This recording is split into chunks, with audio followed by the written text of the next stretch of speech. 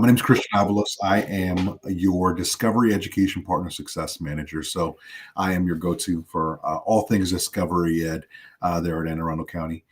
And it's a little special for me because I actually live in Anne Arundel County, and I work very closely with Stephanie and Carrie and Coralina in making sure that we get you the most timely resources when it comes to Discovery Ed. And I have here with me Brad Fountain. He is the senior director, of teaching and learning here with Discovery Ed. He's going to be facilitating our journey today, and hopefully showing you some things that you have not seen before with Discovery Ed. But I did want to take a moment to highlight our DEN STAR program. So the DEN, if you're not familiar with it, is the Discovery Educator Network.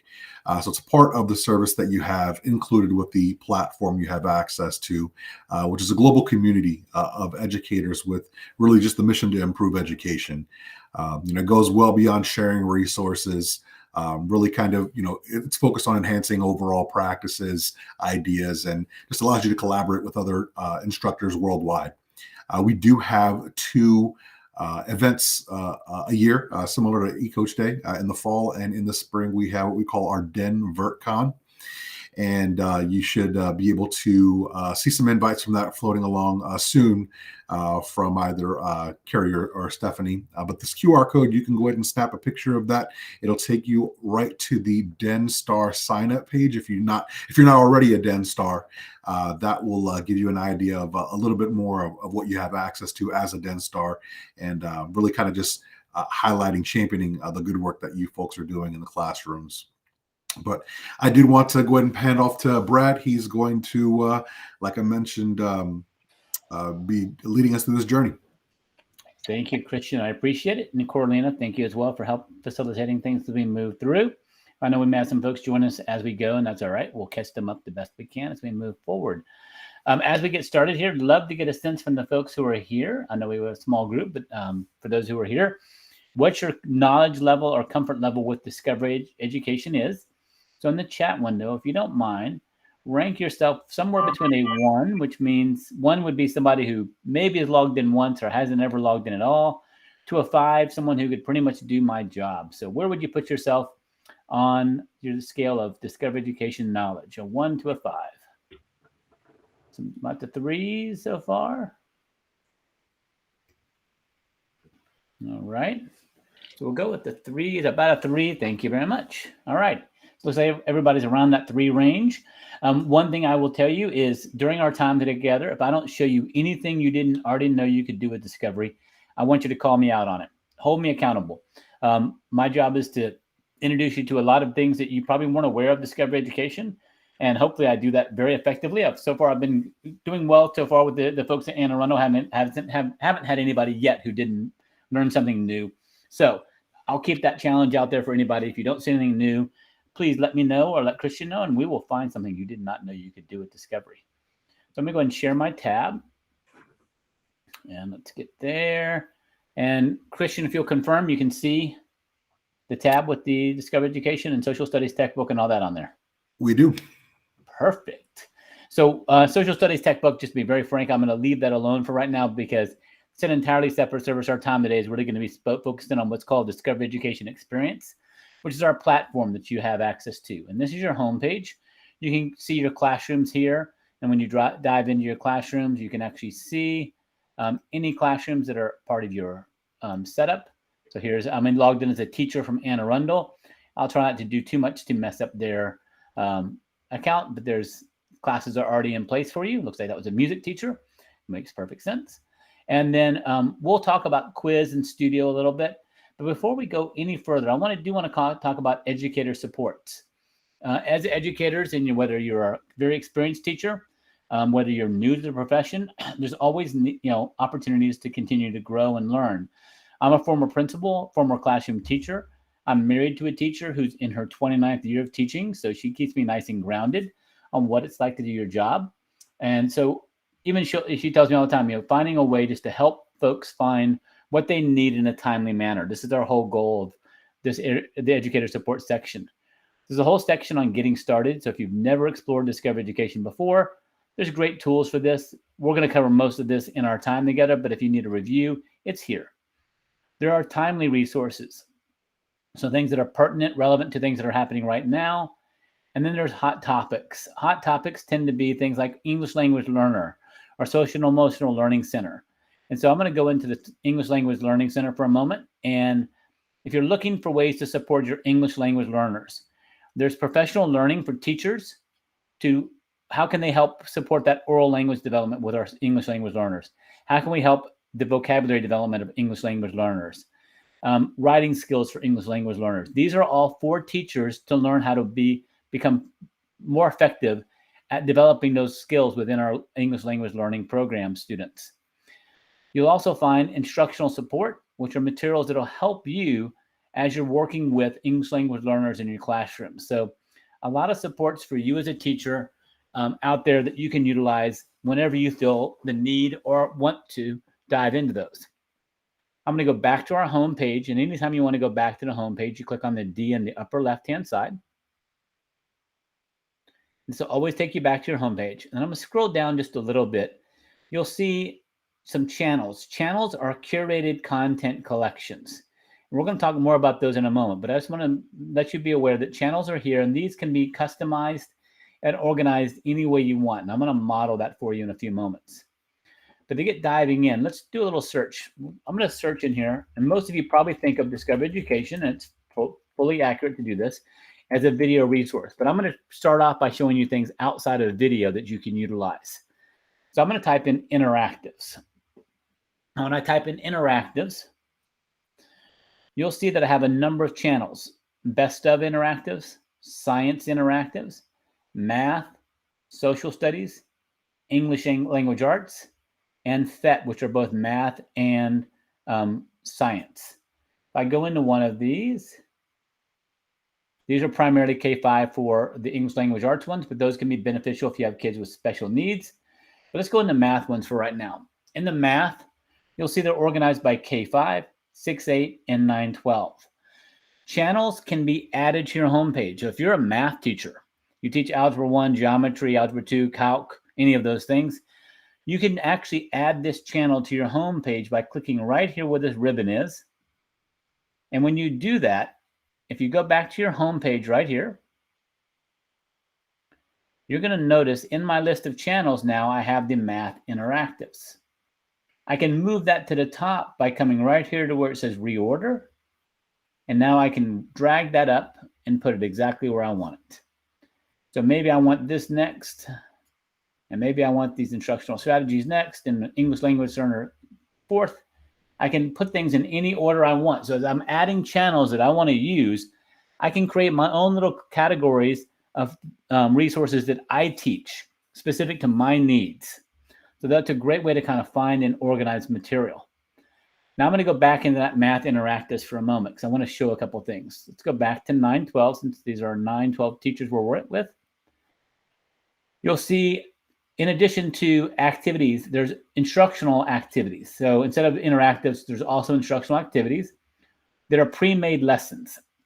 Whether you're dealing with exponential growth and decay, which I'll showcase in just a moment, or if you just want the interactive itself around building functions or two variables, equality explorer, or graphing quadratics, there's a variety of ones you can utilize. There's some for Algebra 1, for Geometry, and Algebra 2. Now I'm going to go into one that's already built out with a lesson, and this is using a tool called Studio. So when I open this one up, it opens up in Studio. You know it's in Studio because the upper left-hand side. There are teacher notes, and these are what we call ready-to-use lessons. I'm going to show a couple examples of these in a moment. But these teacher notes are there, so if you need instructional ideas, they're built in. And then as I go in, there's text and an opportunity to interact with the virtual activity. Now, the text could be challenging for some students because it's in English, and second, not all kids come in reading on grade level. So how can we support that text if I want to assign this to my students easily? Well, any text that's on a studio board, regardless of whether we typed it or you typed it or you copied and pasted from somewhere else, does not matter. If you come here to where it says Immersive Reader on the right-hand side, as soon as you put any text on a board, It enables immersive reader. And now this can be read aloud for students. Determine how long it takes for caffeine, aspirin, and taurine to leave the body by determining the function that correlates to a graph. I can change from a female to a male voice. I can adjust how fast or slow it reads. For students with visual issues, I can increase the font size if they need it. I can change the background color. Certain students with certain IEPs, when the background color is something other than white, it helps their processing ability. If I come here to reading preferences, I can adjust the how many lines of text I'm seeing at a time. A lot of lines for students who are dyslexic or have other special needs can be overwhelming. They have trouble focusing in on just what's important right now to read. So I can narrow the focus to 3 lines of text or a single line of text if I need to. And I also have the ability to translate this into about 70 different languages. So if I need this in French or I need this in Spanish, we're going to go Spanish for this one. I can go word by word. Hear it in English. Function. Hear it in Spanish. Función. Or I can translate the entire document to Spanish and it'll read aloud in Spanish. Determine cuánto tiempo tardan la cafeína, la aspirina y la taurina en salir del cuerpo determinando la función. And I always like to point out that that's not just beneficial for students. As a principal, I had a lot of kids who came to me who were either partially or fully bilingual kids. Amazing kids. They went home to amazing parents who wanted nothing more than to help their child out at home. But because I didn't have an easy way to translate information into their language, it was a difficult challenge for me to find ways to support them. This now levels the playing field in the classroom, but if kids open this up at home, now the parents can help their child out in their native language as well. Even if this child speaks English, now the parent who may not speak English can support that child. And again, about 70 different languages here: Russian, Chinese, Vietnamese, Farsi, they're all in here. So it's a great tool to have in case you need it at any point in time. So let's take a little deeper look in this interactive and what it allows you to do. So here it's going to open up the interactive. I'm going to share this tab instead. So make sure it's showing. Christian, are you seeing that one come up now? The half-life? Perfect.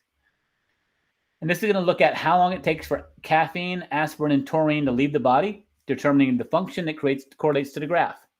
Well, you probably know what caffeine is. If you drink coffee or any sodas, eat chocolate, those all have caffeine in it. You probably know what aspirin is, I'm assuming, for pain relief. But how many people know what taurine is found in? Anybody know? See if anyone can put in the chat window if they know what taurine comes from.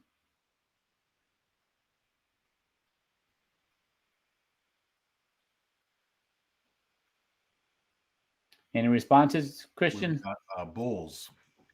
Bulls, okay. Red Bull energy drinks, any energy drink has taurine in it. So your kids who are drinking those energy drinks, that's where they would get taurine. So now let's go. We can look at the half-life of any of these items. Let's go taurine for right now. I can determine how many milligrams we're going to be working with. Well, let's work with 600 for right now. And now we can see what the overall half-life is. It looks like it's about 6 hours, maybe actually closer to 8 hours. So I can actually graph this out. As I'm graphing this out, we can change the variable. I'm going to put this up to about.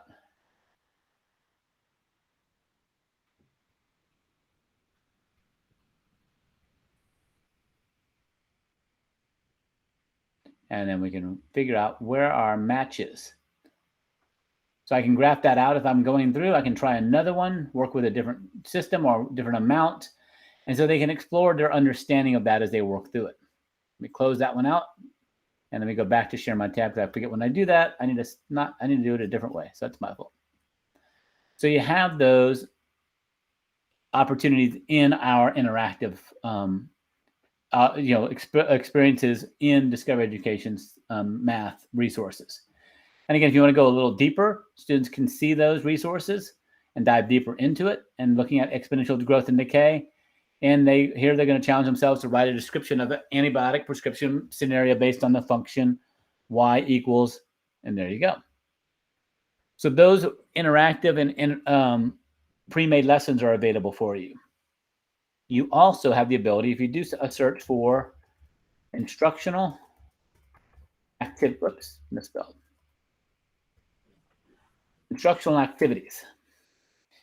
These are also ready to use lessons that you can find. If you go right here to where it says this, or this channel, it says instructional activities. You'll see again, they're organized by grade level, K2, 3, 5, 6, 8, and 9, 12. And these are pre-made lessons that you can utilize. They're organized by subject.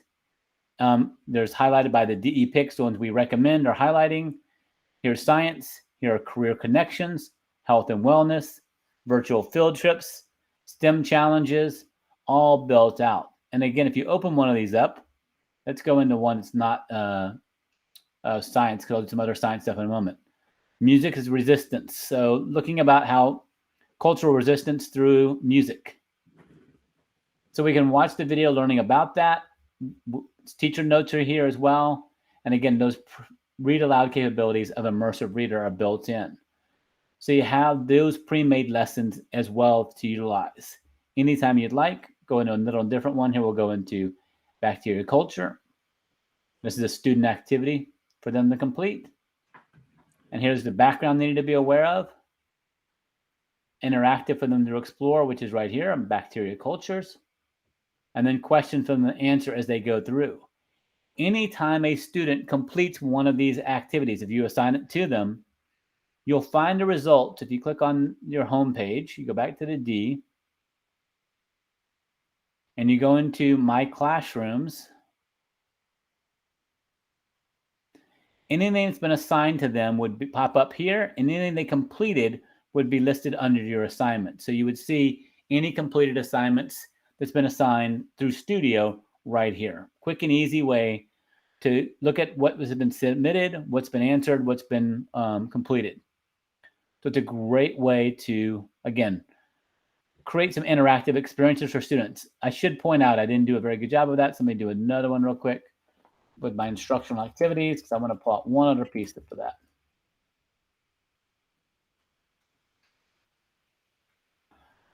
These that are already made that I'm going to go back into.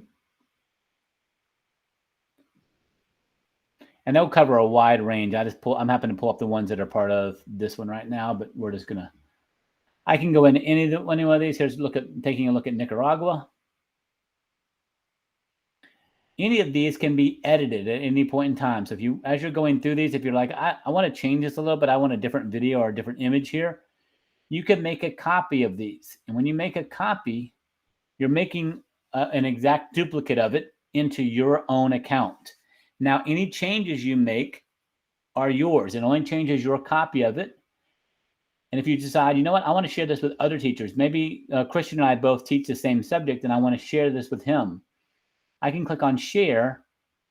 I can either search for the person if they're in my building. If they're outside of my building, I can just copy the link and paste that into an email, and he would have access to that studio board, and we could work on it together, or he could just take my version, make his own copy of it, and use it for his students. So a lot of flexibility with those studio boards that are pre-created. One of the things we hear from teachers all the time is, and I hear from my wife, the most valuable resource we can give you is time. Having resources that are already built out saves you from having to build them yourselves, and allows you to have the flexibility then to customize or modify the lessons as you're moving through. So let me ask another question of the group here. Someone, if you don't mind, put into the chat window a concept that you're getting ready to teach or you're teaching right now.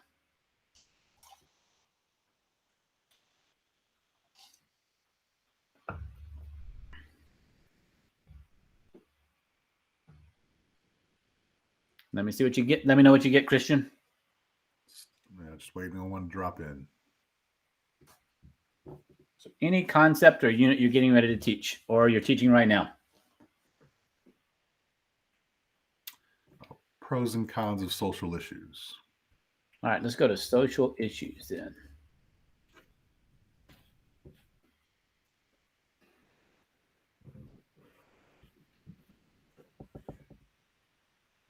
Let's see here. Social issues, persuasive letters.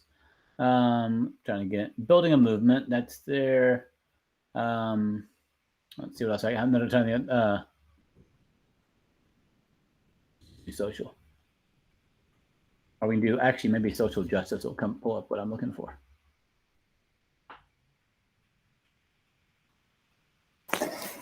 So what I was meaning about is that a lot of my kids are doing stuff on debate topics, you know, so different social issues. So it could be racial profiling, it could be LGBTQ issues, it could be there's a lot of different ones out there. So you can't. I mean, social issues. I get you. Thank you. Umbrella term. I got you. So let's go with equality for Yeah. right now. We'll do that one. Could be abortion. You know, all those hot button topics. Of course. Got it. Okay. Thank you. That's a big help. So I can do a keyword search, and let's just say I'm looking for a specific video or resource spotting equality. There's the Equal Pay Act, equality now and then activity. Looking at the 14th Amendment, let's just filter out just a 912 though for right now.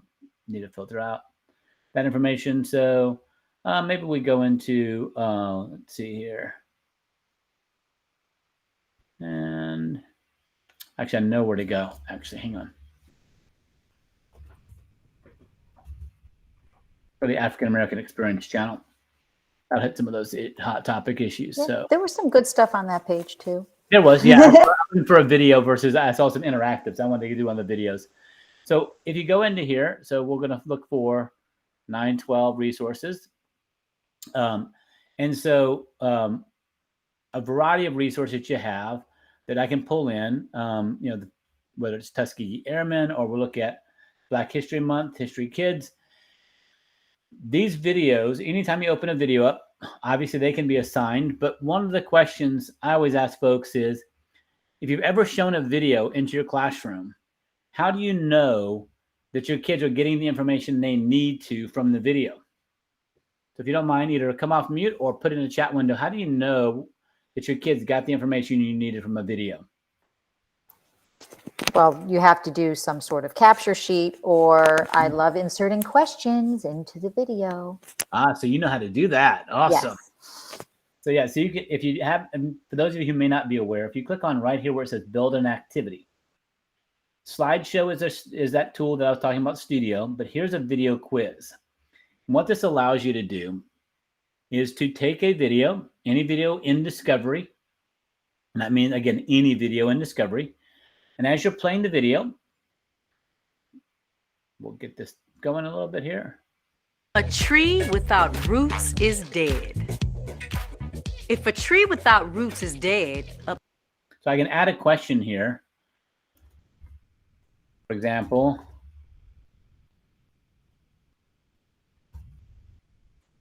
type apparently.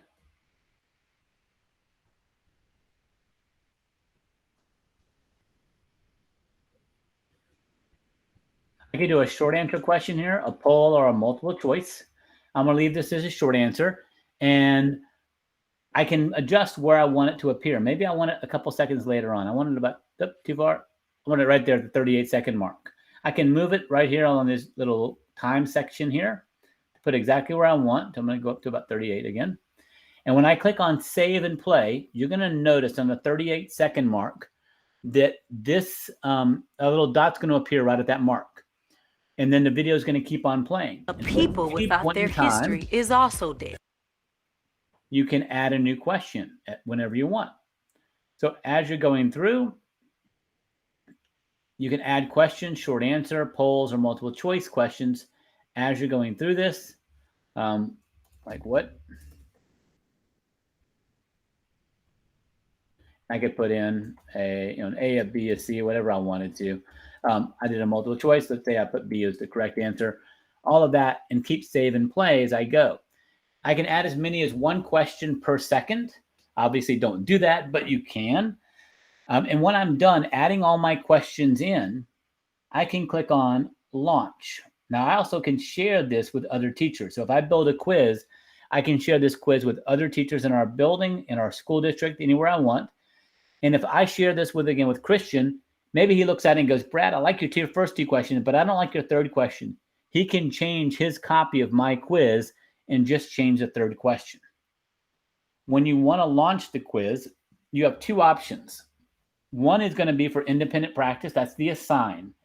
And if you click on assign, what it'll do is it'll assign the video to the students, the video quiz, excuse me, and then they will watch the video on their device, and the questions will appear on the right-hand side as they get to those dots on the board, on the timeline. Now, this right here allows skipping. You may want to toggle that off. That way they can't go past the question. They can always rewind, but they can't go past the dot to keep watching in case information is given that might give them the answer. The other way to do it is to launch now. When you click on launch now, what that does is the video's in your control. It'll play on your device, on your screen in front of the class. And whenever one of those dots are hit, the video will pause, and on your student screen, the questions will appear. So there's two ways of doing it. There's not a right or wrong. It's really just a teacher preference. But this will be teacher controlled. That would be student controlled, and they can do this independently, small groups. It's a homework assignment, really up to you. But those are available, and you can, again, add as many questions as you would like within those videos. It's a great way to engage students, make sure they're paying attention to the content. I'm not seeing kids in Anne Arundel, whatever, just turn on a video and walk away from the computer and just mark it as watched on their device versus actually paying attention to it. But, it could happen in other districts. So if you want to have that accountability, is a great way to do that right there. Let me pause. Any questions about the quiz feature?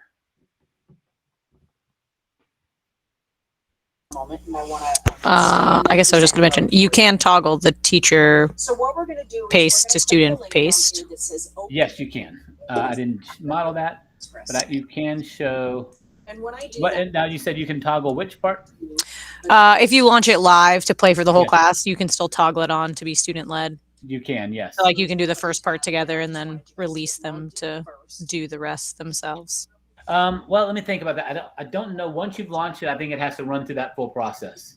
No, you can change it to student led. Oh, have you? I haven't done that before. I've never tried to set it up. Oh, cool. Well, thank you. Glad you've tested that out. I use it a lot. So good. Awesome. It's the only way to also, if you want to assign, because right now you can't share a link to the video, right? It doesn't link with our LTI. So the only way to get it in for a warm up is to start it live and then toggle it on to student pace and share that link. Perfect. Great to know. So yeah, those options are all there. So any questions about the quiz? But thanks for adding those details. Looks like we're good, Brad. All right. I'm going to come back to quiz in a few moments to highlight a couple other pieces and functions you have within quiz, but want to show you a couple other resources first. One of the other ones I want to highlight for you, again, outside of just video, if you do a search for, and you type it in, right, Brad, there you go, audiobooks, we have a full collection of audiobooks that are available. So if you click right here, there's a channel for audiobooks. Again, they're organized by grade band, K5, 6, 8, 9, 12. That doesn't mean you can't use something off your grade level. But when you do a keyword search, or when you're doing a search, you can filter to 9, 12 and find audiobooks for Alice in Wonderland, Hunger Games, Leaves of Grass, Pride and Prejudice. You'll see the whole collection kind of building up here. So those are available at your disposal. They can be used on iPhones. They can be used on computers, whatever style you prefer. Those are always available for you to kind of explore and expand on. For my science folks who may be out there, I'm going to show you a series that you may not have spent time with. It's called Outrageous Acts of Science. Brad, a question looked like pop up. Laura, if you wanted to go ahead and come off of mute. Yeah. So those books, are they multi-user? By audio books means multiple students can access them at once. Do you have enough copies for that? Okay. Yeah, it's each student. You can assign them to each individual student. They can access them all on their own account. Yep, not a problem. Okay, thank you. No, good question. Well, I am a librarian. That makes good sense. That's a good question to have. Outrageous Acts of Science is a great series for introducing phenomena or key ideas to students in a fun, engaging way. See if I can find one of my favorites here. If I can find it quick and easy. I'll see if I do or not. That one's that. Let's see here. Do I see the one I want? This is pretty good. Looking at force in motion. Don't recommend your kid to do this, but these are fun to show and introduce ideas around force and motion.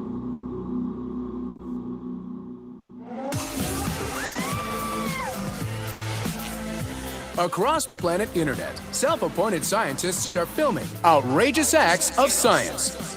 These internet heroes are doing bizarre experiments, making extraordinary inventions, and creating amazing scientific stunts. No penetration.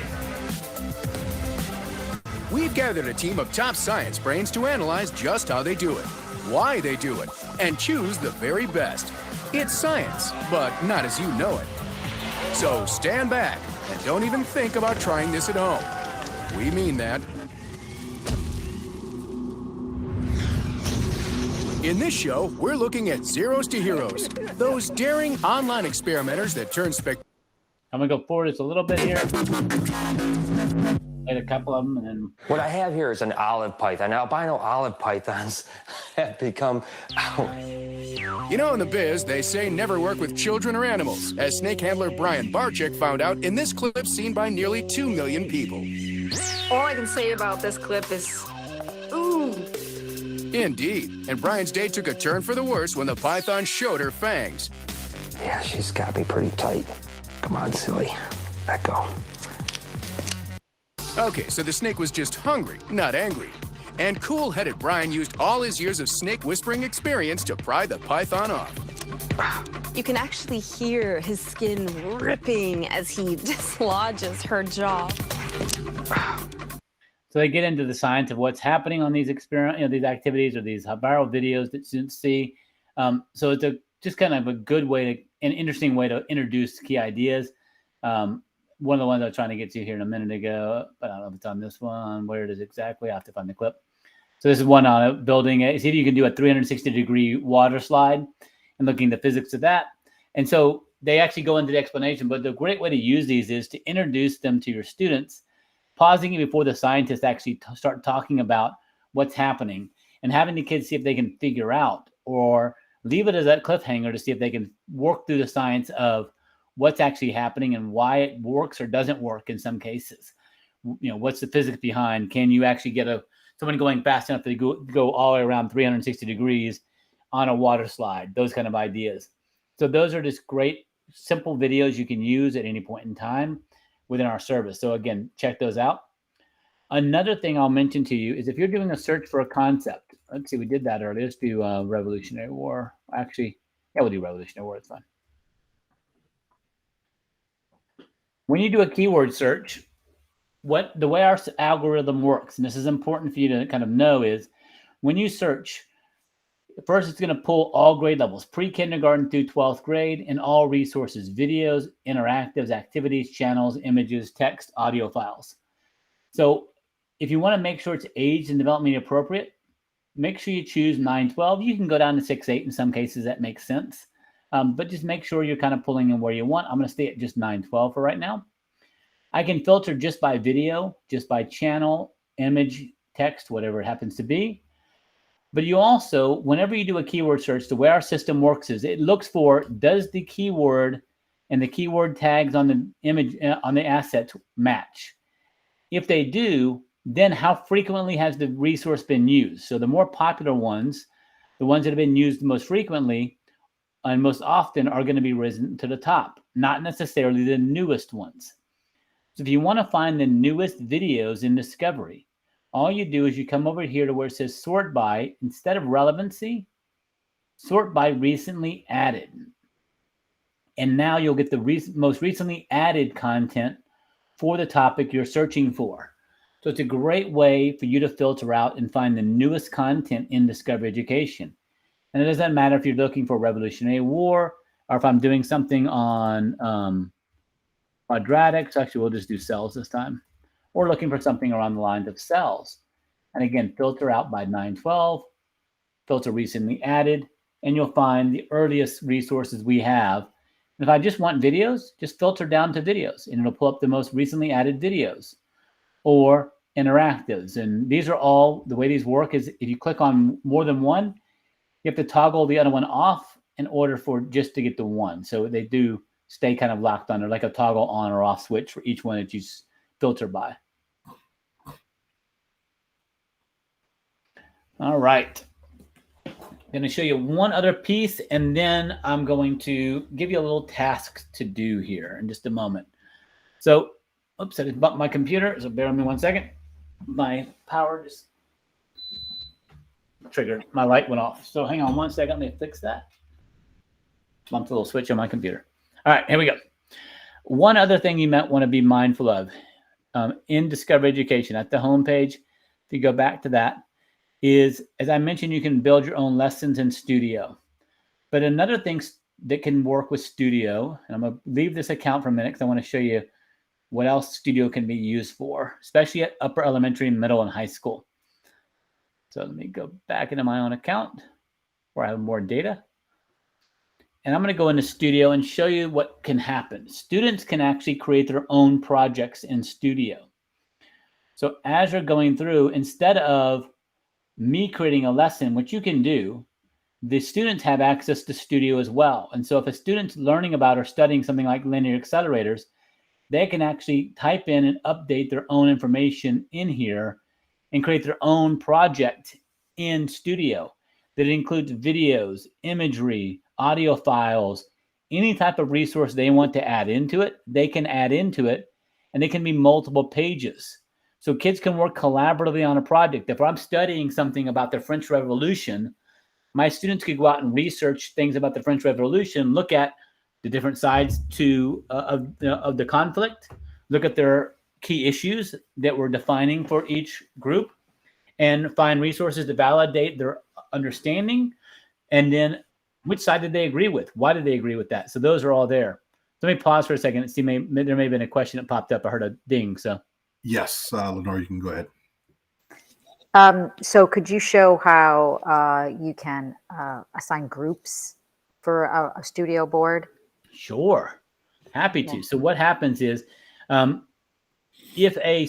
two ways to do it. So a student can actually invite other students to their board, or you can create a template. Let's say you create a template for a board. Let me go in and grab one. Here's a template. We have some pre-made templates, but oops, it didn't mean to go all the way out of Studio, but it did. Let me create new, and let's just say I grab a template. I'm just going to grab something really simple here. Yeah, we'll grab something here. All right, we'll grab that one. Build this activity. And now once I've got it built out, I can share this with my students. So I could create a link here and copy that link, put it in my assignment that I'm assigning to my students for these 4 kids get this link. Create another one for the next 4 students, and they would all be able to join the same board. And what would happen is their initials would appear right up here as you're joining the board. And so each student would be able to type on here or interact with the board together at the same time. Does that help? Yeah. So you'd have to create a template for each group and then share it with those particular students. Yes, or you could tell your students to go into this. Yeah. What if you want to do something from scratch? Yep. So they could go into Studio themselves. And I did it again. I went to the homepage instead of that one.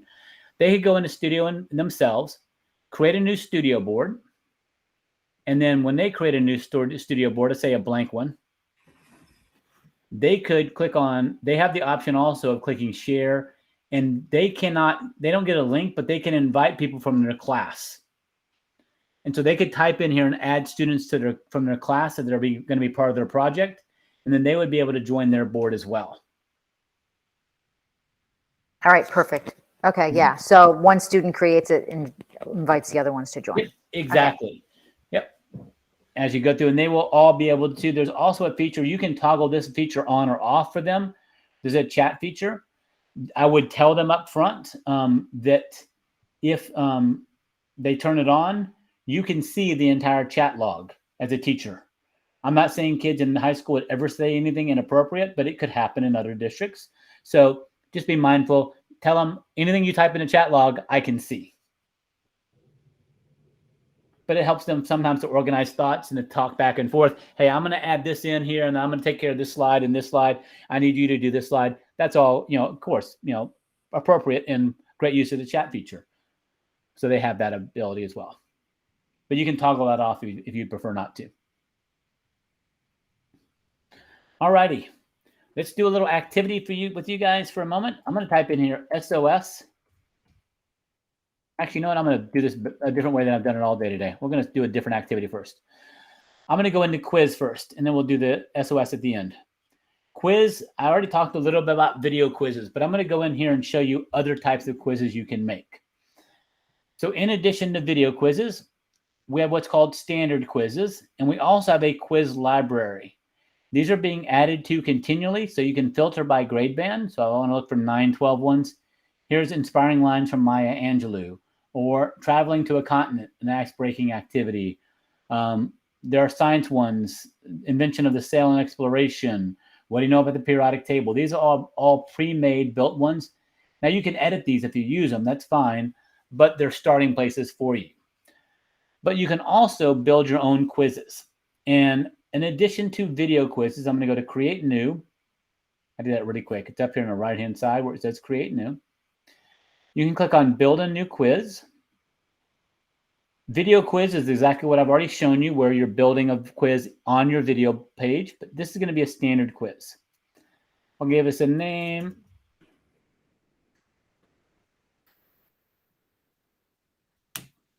And now I can choose whatever types of questions I want to put in here. So I could put a short answer or a poll or multiple choice, single answer, multiple choice, multiple answer, draw, annotate, or audio. Let's take a couple of these. Short answer and polls are probably pretty similar. Multiple select, it works just what you would think it is.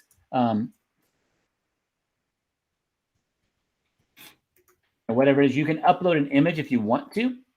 So maybe I want to grab this and let's see. Maybe I put in here, where might you find this animal?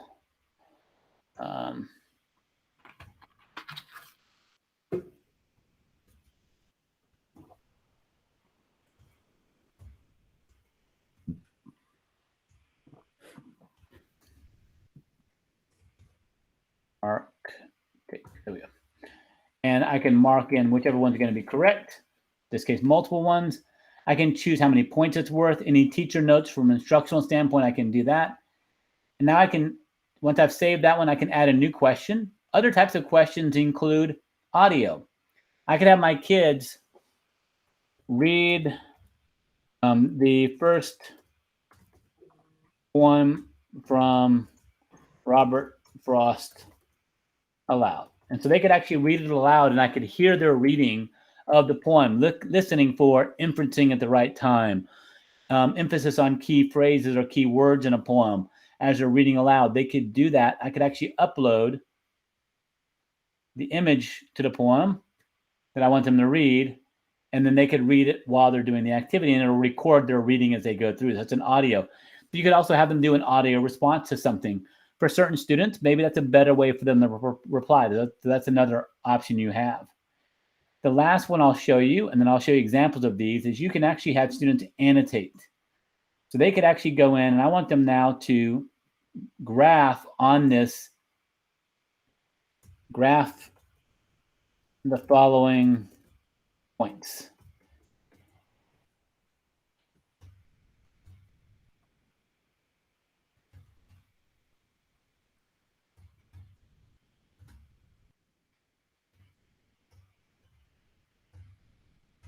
They could actually go in and graph onto that document, and they could put their own dots wherever it belongs. When students do that, any of those, I'm going to go back to my quiz activities, and I'll show you what happens. I'll show you an example of the graphing one, and I'll show you an example of an audio response. So let me get into this far enough back. Oh, I need to go to my results, sorry. Let's see here. And that's going to go one more back because I need my math one. There we go. And let's see, there's my math quiz. All right, here we go. More students in this one. So math quiz plotting. So the question is, plot the following points. Here's what document they get. And now I can see all of my responses. And I can see every student, how they replied and how they graphed it out. And I can mark them correct or incorrect from here. Quick click of a button marks it correct or incorrect. or I can not mark it graded at all yet, up to me. And so it's a great way for students to be able to annotate or draw. They can also do ones where they're drawing like how energy flows from one object to the next. Really limitless possibilities here. When you're looking at an audio response, I'll show you one example of that as well. I think it's on third page of mine. And audio example, here we go. So this is getting kids to talk about, okay, the question is, should family farmers be allowed to use rainforest land to grow their own food? Answer from the perspective of Alina Almeida, an environmental activist. And so now each student can do their audio recording from the environmental perspective. They're looking at it from a global perspective, and this is not something they'd be in favor of. They're looking at maintaining and keeping the Amazon forest where it is, if not allowing it to expand. So here an example of kind of how students might be able to respond with an auditory response. Those are all options you have. I'm going to go to one more example for you. And this is something called using a live quiz. If you think about your classroom, you probably have multiple times throughout the day that when you're doing a lesson, you're asking questions of kids. Hey, who can tell me the answer to this? Or when we're reading this, what are you thinking of? Or when we saw this on this, this lab that we did, what happened here? What caused this? And I want my kids to respond. I want to hear what kids are getting the information, which ones aren't. Typically what happens, I call it the Hermione Granger effect. You get the one kid in your classroom or the two kids in your classroom and raise their hand. They know every answer to every question. I really don't need to know what they know. I need to know what the Ron Weasleys of the world know. So this is a great way to get those students to respond. And I'll show you why. When I go to my live questions, I'm actually going to let you do this with me. So we're going to put this in the chat window. So bear with me. Here is the link for you. Click on that link. You can join my quiz. And I'll see you start coming in here when you click on the link to join.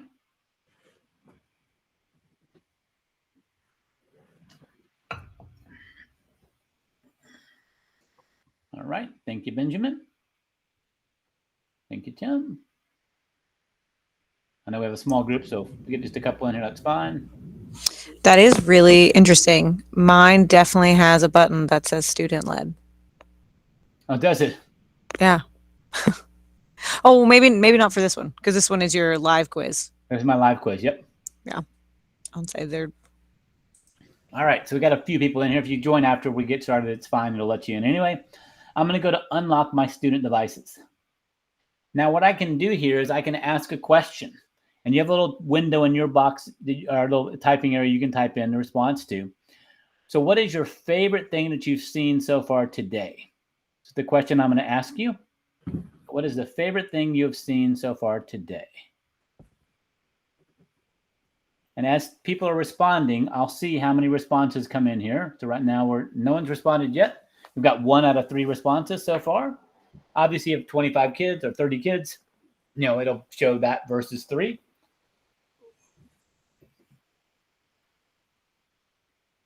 So we're almost got everybody's response. Once I'm done, I can click on Show Answers. Now, when I click on Show Answers, I want you to see what happens. It doesn't show the name.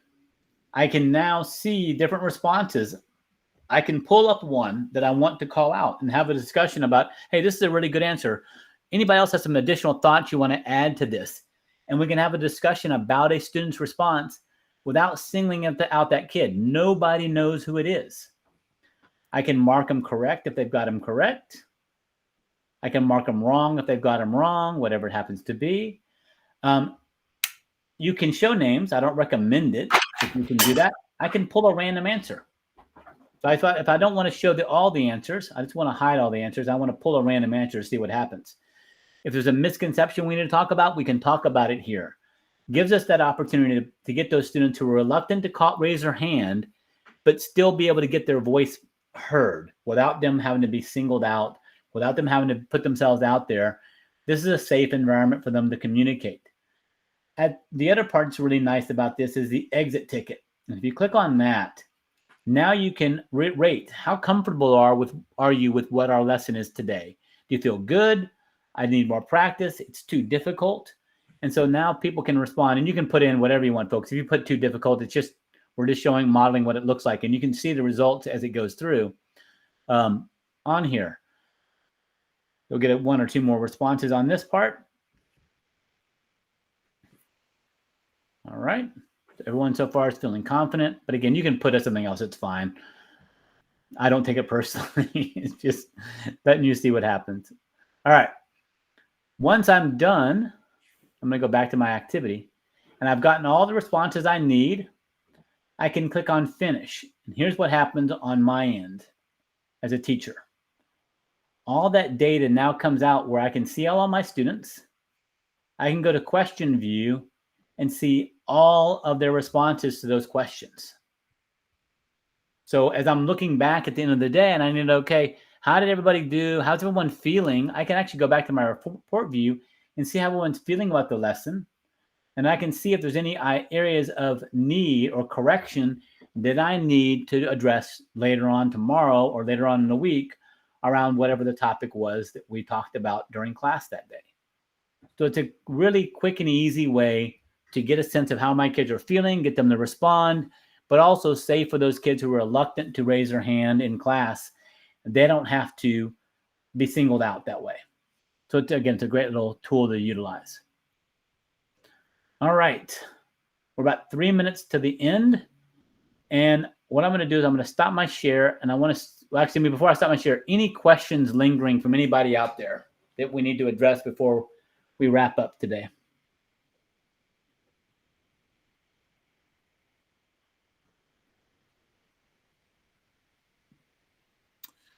Doesn't look like any questions so far. All right.